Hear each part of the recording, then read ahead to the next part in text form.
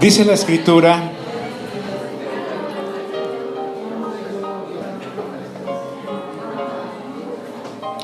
hermanos míos, que vuestra fe en nuestro glorioso Señor Jesucristo sea ¿sin qué?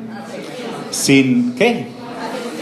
Sin acepción de personas. El apóstol Santiago viene señalando algunas conductas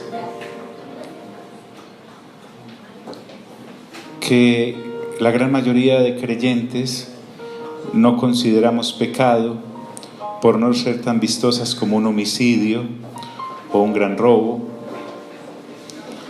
Y él, guiado por el Espíritu Santo, nos está mostrando que estas conductas son tan carnales como cualquiera otra.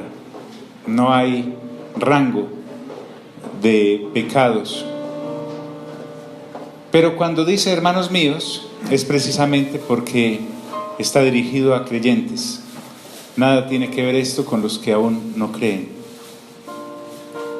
Por ejemplo, en el primer capítulo, él señala como una conducta a evaluar cuando no entendemos que las pruebas Dios permite que lleguen a nuestra vida para que las asumamos con sumo gozo, y al asumirlas con sumo gozo, eso implica madurez. Por lo tanto, la niñez perpetua en Cristo, para aquellos que no avanzan en el conocimiento y en la renovación del entendimiento, hay un momento en que se les va a constituir pecado, porque las adversidades van a llegar y tal vez van a pensar que es que Dios está bravo con ellos, y Dios no anda bravo con nadie. Si alguien tiene buen carácter y buen genio, es el Padre Celestial. Entonces nos llevaba a madurar, a entender que las pruebas llegan no porque hayamos hecho algo malo y estemos pagando por eso. No es la ley de la carabina, un Padre Celestial mirando a ver quién se equivoca para destruirle algo. Eso no es. Sino que son para moldear nuestro carácter, porque nuestra vida, el escritor a los Hebreos la señala hacia la eternidad y dice que hay un mundo venidero en el cual hemos de vivir. Y entonces allí ya no necesitaremos formar carácter, porque el carácter hay que formarlo acá, en esta etapa de la existencia. También nos mostró en el primer capítulo que no debemos pensar que Dios envía tentaciones a nuestra vida. En el primer caso, pruebas, que son sufrimientos, y en el segundo caso, incitaciones hacia el pecado, porque dice que de Dios no vienen esas cosas, porque Dios no puede ser tentado por el mal, ni Él va a poner en tentación a nadie. Dios no está enviándote situaciones para que caigas y entonces después caerte encima. Él no es así. Entonces también señala como pecado esa conducta que el ser humano tiene de tratar de encubrir sus propios pecados y decirle que Dios tuvo la culpa porque Él sabía que eso iba a venir, entonces ¿para qué se lo mandó? Ya el apóstol Pablo dijo en 1 Corintios capítulo 10 versículo 13 que nunca sobre nuestros hombros Él permite que se coloquen cargas que nosotros no podamos llevar, y que juntamente con la tentación da la salida. También nos mostró que cuando le pedimos algo a Dios, en el caso específico que Él habló fue sabiduría, pero después abarca todas las cosas, y que si nosotros le pedimos algo a Dios dudando, eso es pecado, porque debemos pedirle a Dios con fe. El que se acerca a Dios a pedirle y lo hace sin fe, va a estar dudando y pensando que Dios no le va a responder. Eso puede tenerlo como conducta una persona que no ha nacido de nuevo, pero una que ya ha nacido de nuevo debe creer que la fe consiste en que Dios existe y precisamente Dios galardona o premia a los que lo buscan. Así que la falta de fe, algo que nosotros consideramos tan normal muchas veces, es pecado. El apóstol entonces señala que la falta de fe es pecado. Debo acercarme a Dios sin dudar. También nos mostró ya en este segundo capítulo lo que estoy leyendo, y es que se considera que la acepción de personas, es decir, distinguir a la gente y juzgarla por su estrato, por su posición financiera, también es pecado. Y lo hace específicamente en este pasaje que ya vimos, solo lo voy a leer. Hermanos míos, que vuestra fe en nuestro glorioso Señor Jesucristo sea sin acepción de personas, porque si en vuestra congregación entra un hombre con anillo de oro y ropa espléndida. Está hablando, recordemos, hace 2000 años es el pasaje. Entonces imagínate, usa tu imaginación, mirando cómo a ese lugar donde se congregaban los creyentes entraba un funcionario del Imperio Romano, un alto prelado, por ejemplo. Estas personas se caracterizaban por llevar un anillo de gobierno que los distinguía, y su ropa era impecable. Las togas con las que se vestían, sus túnicas, resaltaban. Y podía una persona visitar una congregación. Y él dice, habrá acepción de personas, no del que llega. El que llega no tiene la culpa de llegar en riqueza o en pobreza. El asunto es qué actitud el que ya es creyente va a tener frente a las personas que lo rodean, especialmente a aquellos que los visitan. Una congregación, ¿cómo debe reaccionar? Esta congregación no estaba reaccionando bien, porque resulta que a esta congregación, si llegaba un hombre con anillo de oro y ropa espléndida, o llegaba uno pobre con vestido andrajoso, ellos miraban con agrado al que traía la ropa espléndida y le decían, siéntese aquí, su señoría, su lugar aquí, en un buen sitio. Mientras que al que venía andrajoso lo hacían estar de pie o sentarse casi que en el piso. Entonces él habla de que esta conducta es pecado, no del rico o del andrajoso que llega, sino del creyente cuando los recibe. No hacéis distinciones entre vosotros mismos y venís a ser jueces con malos pensamientos. Esto es un mal pensamiento. Se resumiría en que todavía en el corazón de los creyentes hay un interés. ¿Qué tienes tú para darme? Si estás bien vestido, veo una fuente de provisión o de negocios contigo. Si estás mal vestido, me estorbas, no eres como una persona de la cual pudiese sacar algo. Entonces, él les dice, hermanos míos, amados, oíd. Es decir, tengan mucho cuidado, porque entonces no están entendiendo bien la forma en cómo Dios decidió relacionarse en Cristo Jesús, que es Dios, por la obra del Espíritu Santo, que es Dios, cuando se hizo hombre el Señor Jesús. Porque Él, como vimos, decidió en las bienaventuranzas colocar en primer lugar a las personas pobres. ¿Por qué? Porque Él no viene a gobernar en su reino y en su justicia como lo hace el sistema del mundo caído.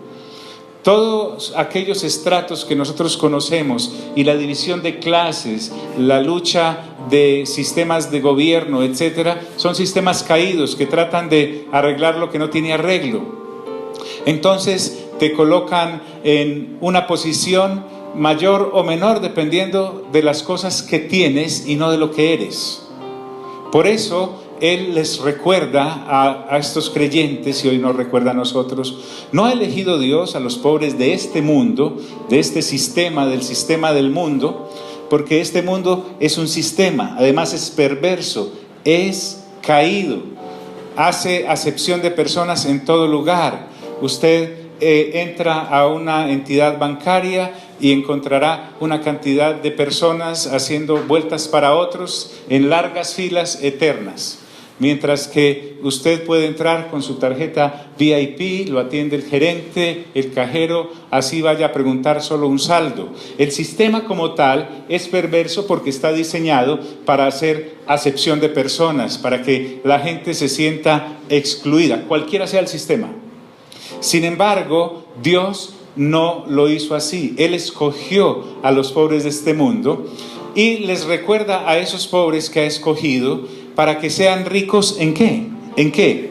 Esto es algo que no te lo da una entidad bancaria, no te lo da una herencia humana, no te lo entrega la educación. La educación no da fe.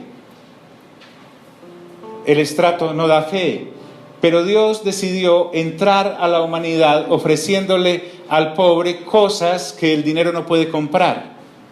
Fe, y además los hace herederos del reino, porque un pobre, por la condición de pobre, jamás va a tener herencia. ¿Qué va a heredar uno bien pobre del papá y de la mamá? Pues las deudas, las cuotas de los clubes, pues de los fiados, sí, no es del club, etcétera. Y resulta que Dios le dice a los pobres, ojo, no es que se queden ahí lamentándose en su pobreza, porque es que la acepción de personas es en doble vía. Hace acepción de personas el rico que mira con desagrado al pobre, y hace acepción de personas el pobre que mira con desagrado al rico. El uno porque aquel no tiene y este porque aquel tiene. Sin embargo, en Cristo Jesús, cuando somos ya creyentes, ya no nos relacionamos por estrato, sino por nuevo nacimiento. ¿Recuerdan eso? Diga conmigo, nuevo nacimiento. Entonces le recuerda a aquellos creyentes que su declaración de renta no estaba muy carnudita. Ustedes son ricos en fe y herederos del reino que ha prometido a los que le aman. Dios ha prometido a los que le aman riqueza en cuanto a dones del Espíritu y herencia en cuanto al reino. Este reino es real, diga conmigo, reino. Es un reino del cual hemos hablado prolijamente durante todos estos años, pero que usted puede enriquecer todos los días más con la lectura juiciosa de la palabra. Entonces, cuando habla a los que le aman, recuerden que el Señor Jesús había dicho, si me aman, ¿guardarán qué? Mis mandamientos. Realmente amar a Dios, amar al Señor Jesús, amar al Espíritu Santo, no es tener un letrero con un corazón que diga amo a Dios, no. Se refrenda con la conducta del nuevo nacimiento y es guardar los mandamientos del reino, que incluyen los del antiguo pacto. Pero en la congregación no estaba ocurriendo eso. En los que estaban en la dispersión de las diferentes tribus de Israel, que ya eran cristianos, les dice, pero vosotros habéis afrentado al pobre.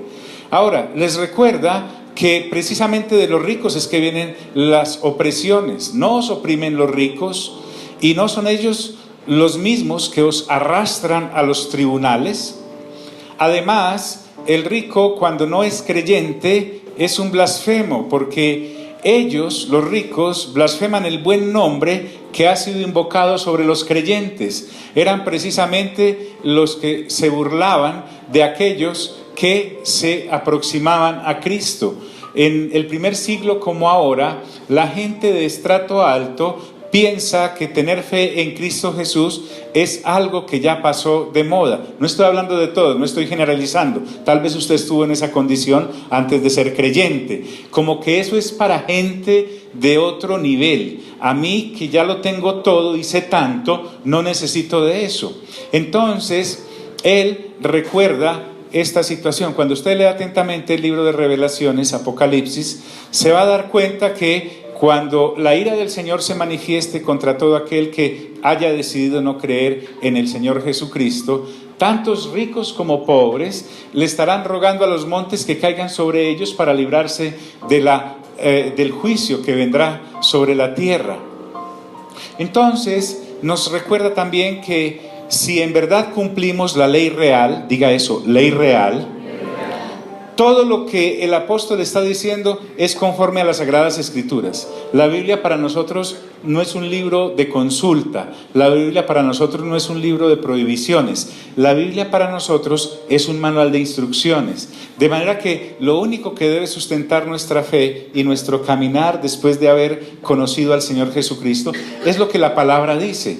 Cuando habla de escritura, está avalando todo lo que dice en el Antiguo Testamento. En este caso específico, el apóstol Santiago se refiere a lo que dice Levíticos 19:18, en donde ya se consagraba amar al prójimo como se ama uno a uno mismo. Y entonces, al citar la escritura, después de esos dos puntos, trae aquel versículo de la antigüedad y les dice, amarás a tu prójimo como a quién. Esa es la ley real. Lo que realmente debe gobernar las relaciones de los creyentes con los demás creyentes y con los que no son creyentes. Porque nuestra condición, nosotros somos como la mano extendida de Dios sobre la humanidad que no cree, y somos el brazo que protege a los que ya creen. Por lo tanto, el amarás aquí es el ágape y me está hablando de una persona que se ha salido de ella misma para poder avanzar en el amor hacia los demás. Pero ¿cómo puedo amar a los demás si no me amo a quién? A mí mismo. Entonces dice, amarás a tu prójimo como a ti mismo. Si yo hago eso, estoy cumpliendo la ley real, como dicen las Sagradas Escrituras, la ley real. O sea, lo que realmente, la esencia de todos los mandamientos de relaciones interpersonales se resume en este mandato: amarás a tu prójimo como a ti mismo. Si hacemos eso, estaremos haciendo lo correcto. ¿Me está haciendo entender? ¿Quiere recordarme a qué venimos nosotros? ¿A qué? A renovar nuestra manera de pensar. Créame, la que traíamos hasta antes de conocer de Dios no nos sirve absolutamente para nada. Entonces, Él ratifica que si hacemos acepción de personas, estamos cometiendo ¿qué? Pecado. Entonces, recordemos, el apóstol está haciendo énfasis en conductas que por lo general los creyentes no consideran pecado, porque hacer acepción de personas, mirar por el estrato a otro, no parece tan delicado o tan espectacular como una gran borrachera o un tremendo homicidio. Pero este hombre, guiado por el Espíritu Santo, está señalando lo que es carne. Y la carne nos coloca en una situación tremenda, porque al caminar en la carne estamos andando en las obras de la carne, y todo el que anda bajo las obras de la carne, para eso sí hay ley. La ley es para sancionar las obras de la carne. Por eso dice que cometemos pecado y quedamos convictos por la ley como ¿qué? Transgresores. Entonces, al validar la palabra de Dios, cuando Él dice, como dice la Escritura, la ley real, lo que realmente debe dirigir el comportamiento de un ser humano creyente en Dios Padre, Hijo y Espíritu Santo, es caminar en el amar a tu prójimo como a ti mismo, porque el que ama al prójimo como se ama a sí mismo, no le roba al prójimo.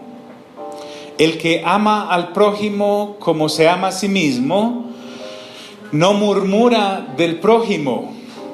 El que ama al prójimo como a sí mismo, entonces no obrará con ira contra el prójimo. Vimos también como una de las conductas que son pecado, la ira. Algunos hoy todavía disfrazamos nuestra falta de dominio propio. Dice la Escritura que vale más el que se gobierna a sí mismo que el que conquista una ciudad. Vale más el que se gobierna a sí mismo que el que conquista una ciudad. Y como no entendemos que al nacer de nuevo somos unas nuevas criaturas, todavía traemos en nuestro comportamiento lo que hacíamos antes de conocer al Señor Jesús. Entonces vuelvo al punto, no me canso de repetir, no puedo hacerlo. Para Santiago es tan sancionable el borracho como el iracundo. El borracho como el iracundo. Pablo no le dedica mucho tiempo a esas situaciones cuando le habla a la congregación de Corinto, porque en Corinto los gentiles corrían en otras obras de la carne, pero Santiago le pone el colofón al asunto, y entonces ahora va a tratar con esas piedras pequeñas que también dañan el motor. Y quedáis convictos por la ley como ¿qué? ¿Como qué? Como transgresores. ¿Quiere recordarme cómo empezó el capítulo? Empezó, hermanos míos. El asunto es para creyentes. No podemos ir ahora a la casa o mañana a la oficina o al lugar donde usualmente nos relacionamos con los demás a decirle iracundo al que no ha nacido de nuevo. Le luce, para eso nació. Nació bajo pecado para cometer ¿qué? Pecados. Pero nosotros que ya nacimos de nuevo y no estamos bajo pecado, no solamente la Escritura nos exige, sino que nosotros a nosotros mismos debemos exigirnos el asunto de ser nuevas criaturas y obrar conforme a esa nueva naturaleza.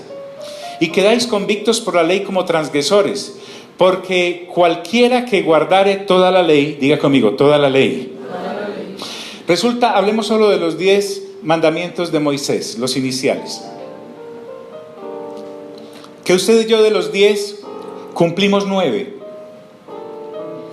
Pero el asunto con la ley es que dice que la paga del pecado, ¿qué es? La muerte. Muerte si matabas, o muerte si no honrabas a tu padre y a tu madre. Muerte si no honrabas a tu padre y a tu madre, o robabas. Muerte si matabas, etcétera, etcétera, etcétera. Entonces cumplo 9, pero fallo en uno, resulta que todavía sigo merecedor ¿de qué? De la sanción. Por eso él dice, porque cualquiera que guardare toda la ley, pero ofendiere en un punto. El asunto es que la ley me señala qué es lo que interrumpe mi comunión con Dios. Entonces yo puedo guardar 9 puntos de los que encontramos en Éxodo capítulo 20 o en Deuteronomio 4 y cumplir 9 de ellos. Sin embargo, si me falta uno, dice que me hago culpable de todos. Es como si violara todos los mandamientos, porque todo pecado rompe la comunión con Dios. No miremos tanto la sanción, sino el desastre en sí. Si usted lo nota, en el jardín, antes inclusive de la ley de Moisés, Dios había dado un mandamiento: de todo árbol del huerto podrás ¿qué? Comer. Pero cuando comas del árbol de la ciencia del bien y del mal, el día que de él comieres, ciertamente ¿qué?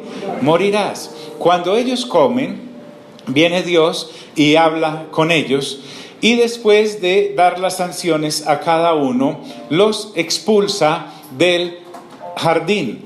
Y el asunto al expulsarlos del jardín es que se rompe la comunión con Dios. Fíjate que la primera pareja podría caminar por el jardín en compañía de Dios diariamente, inclusive desnudos. No había nada de inmoralidad en sus ojos, no había ninguna clase de seducción hacia las obras de la carne. Habían sido hechos a imagen y semejanza de Dios. Al desobedecer, porque inclusive fue comer del árbol de la ciencia del bien y del mal, se comieron el fruto.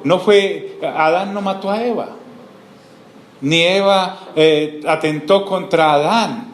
Ellos no se robaron nada, simplemente desobedecieron. La sanción es que toda desobediencia rompe mi comunión con Dios. Mírale al lado, dígale, ay, ay, ay. Entonces, alimentar las obras de la carne para el nuevo creyente es un problema, porque rompe la comunión con Dios, en primer lugar, y en segundo lugar, me lanza a las consecuencias de haber quebrantado la ley. Pero el nacido de nuevo no está sujeto a esas consecuencias si vive la vida del Espíritu.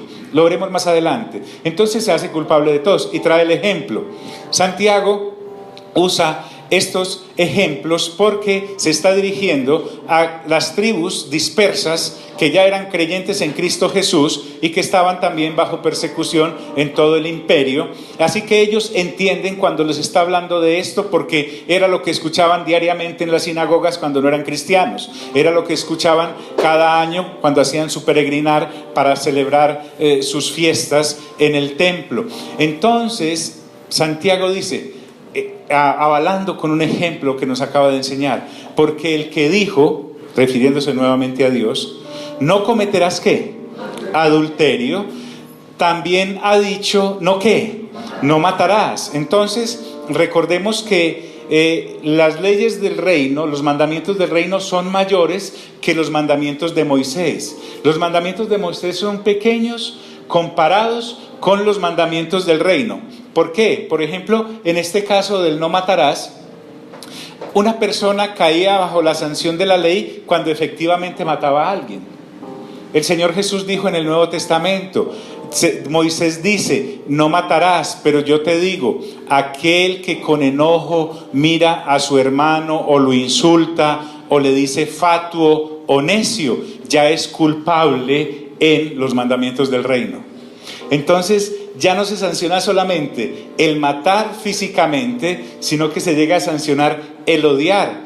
Este señor Juan, en su primera carta dice en el 3:15 que el que odia a su hermano es homicida, y los homicidas no heredarán el reino de Dios. Entonces, yo era homicida en el antiguo pacto, en Moisés, cuando realmente te cegaba la vida. Entonces mataba a Elizabeth y esa sanción era sobre mí. Pero ahora en el nuevo pacto, odiarla o insultarla o ir en contra de su dignidad me sanciona. ¿Es mayor la responsabilidad o menor? Muy bien, entonces él trae el ejemplo. También ha dicho, no matarás. Entonces podrá decir alguno, no, es que yo no he cometido adulterio. Y la ley te señala y te dice, pero si mataste. Entonces, romper uno de los mandamientos trae la sanción, porque resulta que realmente lo que yo estoy rompiendo es la ley real, y la ley real ya vimos que ¿cuál es? ¿Amarás a quién? A tu prójimo como a quién, como a ti mismo. Si yo cumplo solo ese, automáticamente cumplo todos los otros. Y los puedo cumplir porque ya he nacido ¿de qué? De nuevo, tengo la nueva naturaleza. Ya no soy esclavo de la naturaleza pecaminosa, sino que tengo que revestirme de esa nueva naturaleza. Entonces, cuando no cometo adulterio, pero sí mato, entonces me hago transgresor de la ley. Diga conmigo, transgresor. Sí, pastor, es que yo no he matado a nadie. No soy como los otros que sí han matado a alguien. Y entonces el Señor Jesús te contesta a través de su hermano Santiago y te dice, pero ¿tenés algún rinconcito por ahí guardado? ¿En algún rincón, algún rencor? Dice, sí, pero usted sabe, soy humano. Entonces Pablo te contesta desde una de sus cartas y dice, usted ya no es humano. Usted es humano en cuanto a su biología, pero es divino en cuanto a su nueva naturaleza. Porque hay un consejo que Pablo da en su primera carta a los Corintios, y es, no actuéis como seres humanos, no reacciones como un ser humano. ¿Qué es lo que me está diciendo? Que debo reaccionar es conforme a la nueva naturaleza que de Cristo he recibido. Por eso él es capaz de decirle a los que lo están escuchando, aquel que sea golpeado en una mejilla, ponga también ¿qué? La otra, porque la persona que no ha nacido de nuevo, le pegan en una mejilla y ¿qué hace? Responde, ¿sí o no? La ley del ojo por ojo y del diente por diente, que decía, amarás a tu prójimo y odiarás a tu enemigo. Pero el mandamiento del reino dice, yo te ordeno amar a tu enemigo y orar por él y alimentarlo cuando tenga hambre. Sí, usted dirá, sí, pastor, yo hago eso con mi marido, ¿cierto? Ay, Jesús. Entonces me está señalando cosas que yo no considero pecado, pero que digo ser cristiano. Santiago nos está cuadrando de una manera tal que el Señor puede hallarnos perfectos en todo. Entonces, enojarme contra otro equivale a homicidio, ¿sí o no? ¿Aló? ¿Sí o no? Claro, porque ¿quién lo dice? La Escritura. Mi manual de comportamiento ahora sí es la Escritura. Ahora antes era mi manual de sanciones, ahora es mi manual de instrucciones. Y les dice, así hablad y así haced. La única libertad que tenemos los nacidos de nuevo es para amar al prójimo, y el no hacerlo nos hace reos sancionables, porque el que no ama a su prójimo peca contra su prójimo. ¿Aló? ¿Me hago entender? Pero pastor, mire, realmente sí, muy bonita la charla, me inspira mucho, pero el problema mío es una cuenta de servicios que tengo pendiente. Recuerden que nosotros ya salimos, gracias a Dios, de esa preocupación, porque Dios dijo, buscad primeramente ¿qué? El reino de Dios y su ¿qué? Y las demás cosas te serán ¿qué? Añadidas. Créame que mientras prosperemos en cuanto a renovación de entendimiento y buscar el reino de Dios y su justicia, todas las demás cosas ocuparán su respectivo lugar. El que comer, el que beber y el que vestir, todo ocupará su lugar. ¿Qué ocurre cuando la ansiedad llega? Dice el apóstol Pablo, por nada estéis afanosos. ¿Por qué vivo afanado? ¿Por qué todavía me despierto en las mañanas y me atormenta la primera llamada que voy a recibir porque sé que es algo con respecto al vestido, la comida o la bebida? Porque no estoy buscando el reino de Dios y su justicia. Al buscar el reino de Dios y su justicia, algo a nivel del reino se cuadra y funciona en favor tuyo. ¿Por qué? Porque las cosas del reino son eternas, mientras que todo lo que me pueda atormentar es temporal. En este caso, estamos hablando de el fruto del Espíritu, que es el amor a mi prójimo, la ley real. Amar a los demás como me amo a quién, a mí mismo, porque inclusive yo puedo ser generoso sin amar. Pablo dijo: puedo dar todos mis bienes para que se repartan a los pobres. Mejor dicho, usted es bien obediente ahora y va a su vestir realmente al suyo y le dice a su esposa: amor, voy a resumir este kilómetro de ropa en una sola muda. Y regale todo eso, ¿correcto? Y usted también, mi hermana, así en un acto de valor, hasta las enaguas que ya no se usan las regala, ¿cierto? Pero resulta que odia. Dice: puedo regalar todo para que se lo den a los pobres, y si no tengo amor, nada soy, dice la Escritura. Y si no tengo ágape, nada soy. Entonces somos libres para amar. El nuevo nacimiento me hace libre para amar al prójimo, porque el no amarlo me hace reo de pecado. Entonces, tanto de palabra como de hecho, debo ser consecuente con lo que ahora creo. Así hablad y haced. Entonces, no solamente es de palabras, porque yo puedo hablar muy bonito, pero usted enseguida sale de ahí en el parqueadero, me ve cogiendo las patadas a una de mis hijas. Usted va a decir: pero como habló de bonito, pero como actúa de feo. Entonces, así hablad y así, o ellas a mí, porque también son muy bravas, ¿cierto? Entonces, así hablad y así ¿qué? Entonces, es como hable, haga. Como hable, haga. Así hablad y así haced, como los que habéis de ser juzgados por la ley de la libertad. La ley de la libertad está vigente en mi actuar diario en esta vida, y tiene consecuencias eternas. Qué tremendo esto. Mire, todo lo que yo haga acá ahora, después de haber conocido de Cristo, tiene consecuencias eternas. A favor, para aumentar galardones, o en contra, para restarme bendiciones en la eternidad. Es decir, todo lo que yo hago hoy me afecta aún en el tribunal de Cristo. No estoy hablando de salvación, no estoy hablando de que si tienes alguna conducta de estas como todas las obras de la carne, vas a perder tu salvación. No sé en qué momento sí se pierda, pero sé que no se pierde fácilmente. Entonces seré una persona que aún en el tribunal de Cristo me pueden decir: sí, pastor, usted es salvo, pero raspado. Le digo pues porque la nota le quedó en 2.95 y se la subió el computador. A raspado pasó. Y alguna otra que no hay nada. Y mejor dicho, váyase antes de que le quitemos lo otro. ¿Me estoy haciendo entender? Aló. La dimensión de lo eterno me debe embargar. Entonces la ley de la libertad a la que está hablando acá, mire que allá habló de la ley real. Es todo el marco de la palabra de Dios. Pero la ley de la libertad es a la que me ha lanzado el nuevo nacimiento, el nuevo pacto en Cristo Jesús. Entonces, la ley del reino incluye las leyes del antiguo pacto.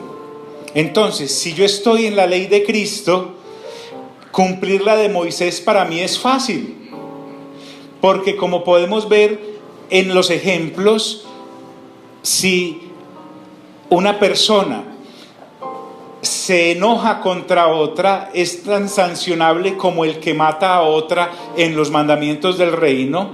Me está queriendo decir que la capacidad que tengo ahora en Cristo Jesús por haber nacido de nuevo y tener su naturaleza me da una responsabilidad más grande en mi actitud con los demás. Es decir, en Cristo y en su ley se cumple la ley de Moisés y mucho más. Diga conmigo, mucho más.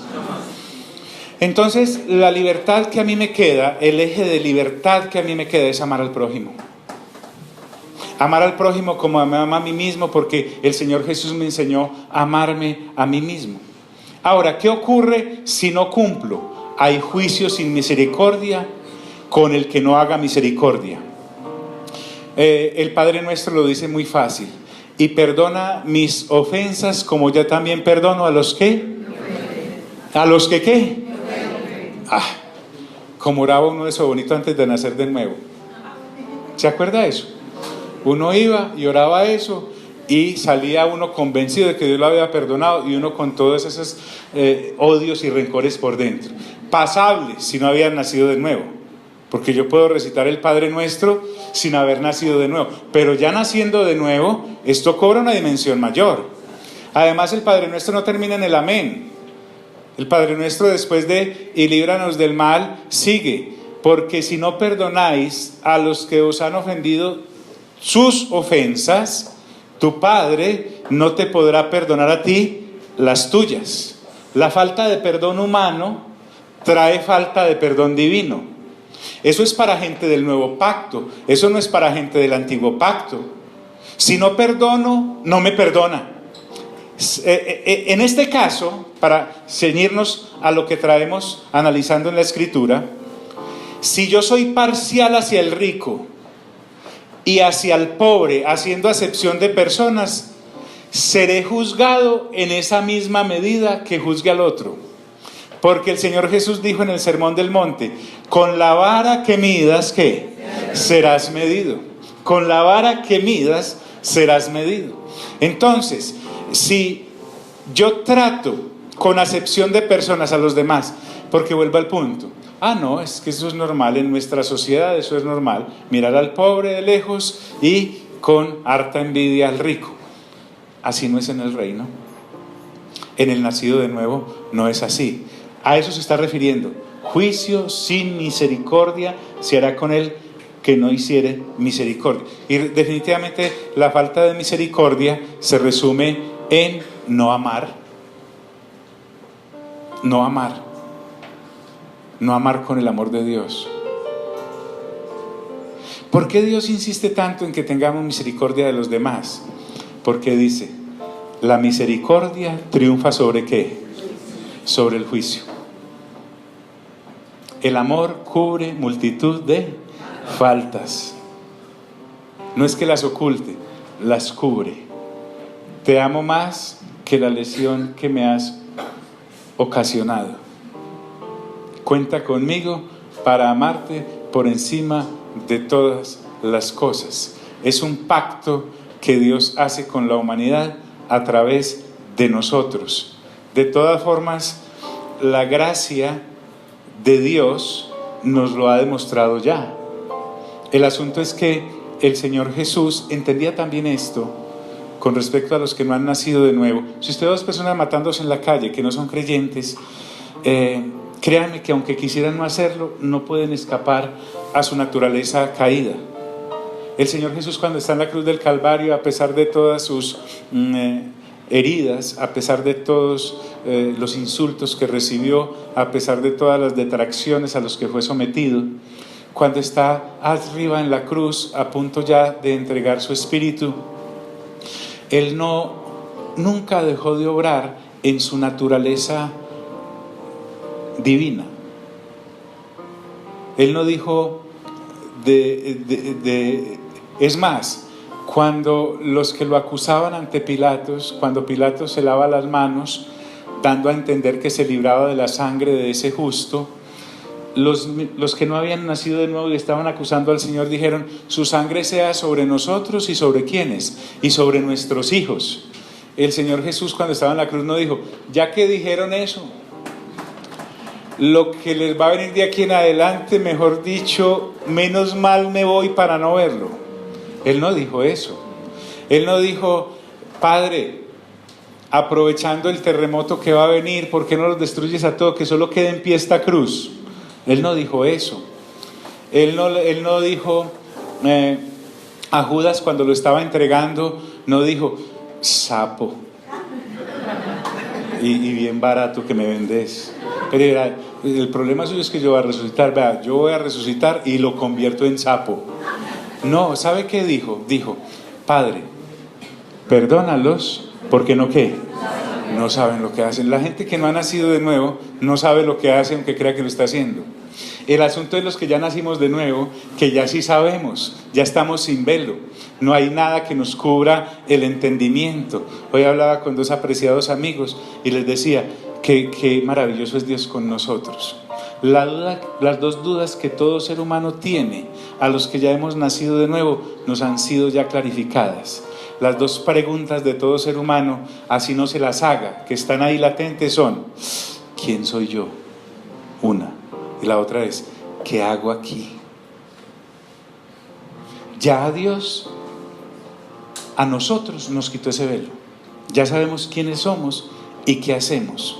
Entonces, de todas formas, ahora tú y yo entendemos que la gracia de Dios y su misericordia es la que nos cobija.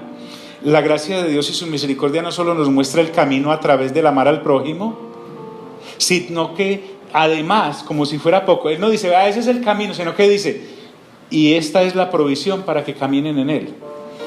Primera de Juan 2:6 dice, el que dice que cree en Él debe andar como Él anduvo. Es decir, el que nació de nuevo tiene la obligación de caminar en su nueva naturaleza, ya no como el Adán caído que heredó después de la caída de sus primeros padres y de los primeros linajes, sino que ahora tiene que andar con la naturaleza del nuevo nacido. Entonces no solamente nos muestra el camino, sino que nos acompaña en el camino. El autor a los Hebreos dice, puestos los ojos en Jesús, el autor, el que la escribió, y consumador de la fe. A eso se refiere, y la misericordia triunfa sobre el juicio. Pasa a otro tema, solo lo voy a enumerar, porque recuerden que Santiago hizo como un collage, una pizza de muchos sabores. Iba hablando de una cosa ¿sabes? Santiago se parece mucho a Salomón cuando escribe sus proverbios. Yo siempre me he imaginado a Salomón cuando escribe el libro de Proverbios o el libro de Eclesiastés, o cuando escribe Cantar de los Cantares, o una de sus 1005 canciones y 3000 no sé cuántos proverbios. Yo me imagino que con tanto secretario veía una señora que se acercó ahí a acariciar un perrito y la mordió. Entonces le dijo al secretario, escriba, el que se mete en pleito ajeno es como el que coge a un perro de las orejas. Usted no sabe si el perro lo va a morder o no, ¿cierto? Porque después vio a alguien que le estaba pegando a su mujer, seguramente, y otro se metió a ayudar a la señora, y la señora le dijo, déjelo, que él es mi marido, ¿cierto? Uno no sabe cómo va a reaccionar la gente cuando se meten en un problema de ellos. Pero cuando usted va a una pelea en la calle, espere unos 5 minutos a ver qué pasa. Y si usted es de la pelea, mejor salga corriendo.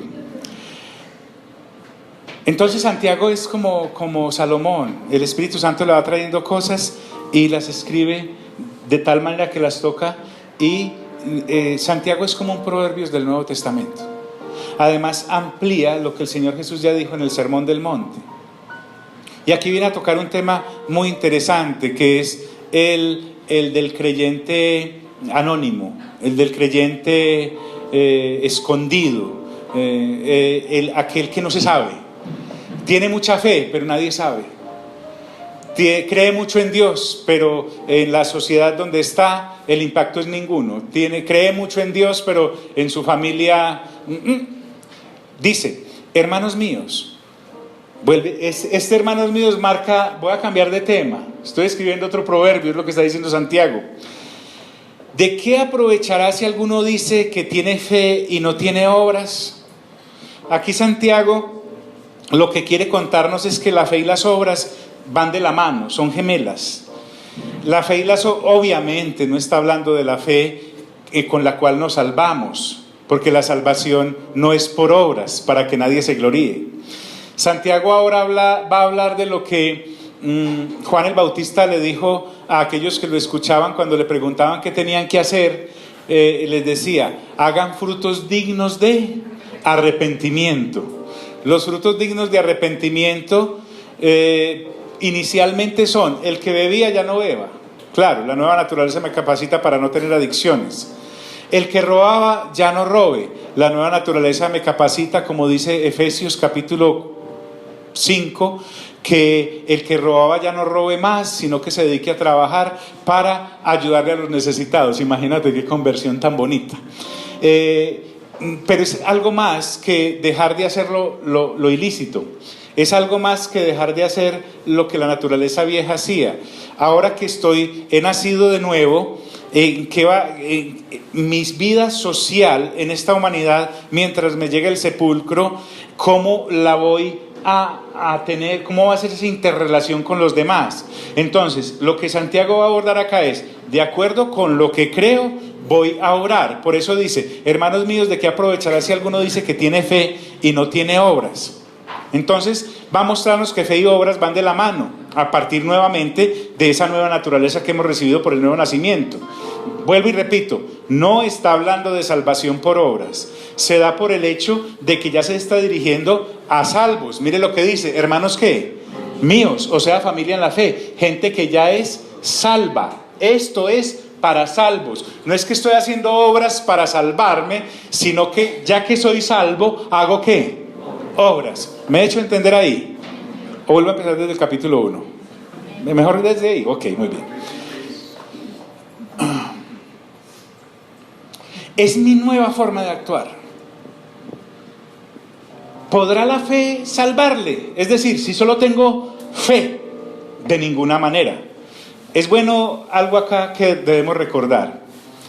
Nosotros somos más indulgentes frente a las obras de la carne, de aspecto, digamos, social, como lo que acabamos de hablar de acepción de personas, o frente a la ira, que frente a obras de la carne de aspecto sexual, por ejemplo, fornicación, adulterio, etcétera. Si es para no redundar, ¿podrá la fe salvarle? Lo que este hombre me va a decir es que fe no es solamente haber dejado de pecar. Fe es ahora, con esta nueva vida, dedicarme a tener una relación con Dios correcta. Y al tener una relación con Dios correcta, tengo una relación conmigo correcta. Y al tener una relación con Dios y conmigo correcta, con los demás también va a ser ¿qué? Correcta, pero no va a ser anónima. Y ¡pum!, le suelta a uno el baldado de agua fría, pero con hielo. Porque somos tan intelectualmente espirituales y tan probos delante de Dios, y esta situación tiene, si usted lee Santiago atentamente, llega a ser inclusive más social y más mordaz que lo que es Lucas en su evangelio, porque inmediatamente dice, les voy a demostrar qué es la fe sin obras. Y si un hermano o una hermana están ¿qué? Desnudos. Ojo pues, en 1 de Juan 3:15 dice, pero el que tiene bienes de este mundo, diga conmigo, bienes. Ojo pues, no estamos hablando de bienes espirituales, estamos hablando de bienes. Pero el que tiene bienes de este mundo y ve a su hermano tener necesidad y cierra contra él su corazón, ¿cómo mora el amor de Dios en su corazón? Estoy hablando a personas nacidas ¿de qué? De nuevo, porque él me está diciendo a un hermano o a una hermana en Cristo. Obviamente a un hermano y a una hermana también de mi familia, pero estamos hablando de la nueva familia, de la no biológica, de los que somos ustedes y yo, de que nos congregamos acá para algo más que un champú religioso los viernes o los martes o esporádicamente cada 6 meses como algunos. Se dice, y si un hermano o una hermana están ¿qué? ¿Están qué? Desnudos. Ojo. Cuando está hablando de hermano y hermana, también se está refiriendo a que, mejor dicho, esta sanción aquí es unisex. Cuando habla de desnudos, no es que yo debo tener una inclinación a ayudar al otro cuando yo lo veo desnudo, en pelota, en bola, entiéndase, sin ropa. No, también está refiriéndose a la persona que está andando mal vestida porque la ropa de él está en el vestir suyo. Ay, dile al de lado, dígale, ay, ay, ay. Ah, no, yo debería parar ahí. ¿Sí o no? Escuche, hay hermanos y hermanas entre nosotros andando mal vestidos porque la ropa de ese hermano o hermana está guardada en el vestir suyo. ¡Aló! Y si un hermano o una hermana están desnudos y tienen necesidad del mantenimiento de cada día, y alguno de vosotros les dice, mire lo que es fe sin obras: id en paz. Pues, id en paz. Como promesero de plaza pública en las urnas, id en paz. Calentaos y saciaos. Y punto. Yo oraré por ustedes. Pues, de Santiago. Pero no le dais las cosas que son necesarias para el cuerpo. Discúlpeme, ¿qué son las cosas necesarias para el cuerpo? Alimentación, vestido, habitación, ¿correcto? Techo.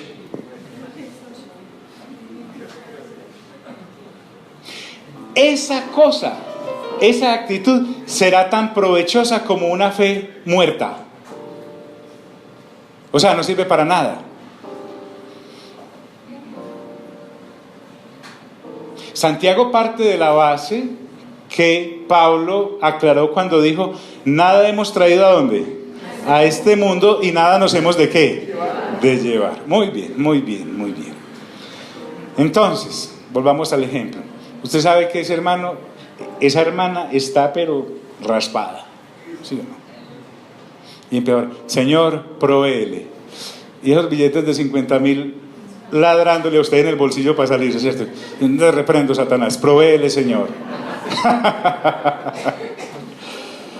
El asunto acá es que la compasión, no la lástima, la compasión, la misericordia por el otro, se ciñe a la misma ley real de la que ya nos hizo referencia. Amarás a tu prójimo como a ¿qué? Como a ti mismo. Amarás a tu prójimo como a ti mismo. Tenemos que empezar por algo. Por algo tenemos que empezar.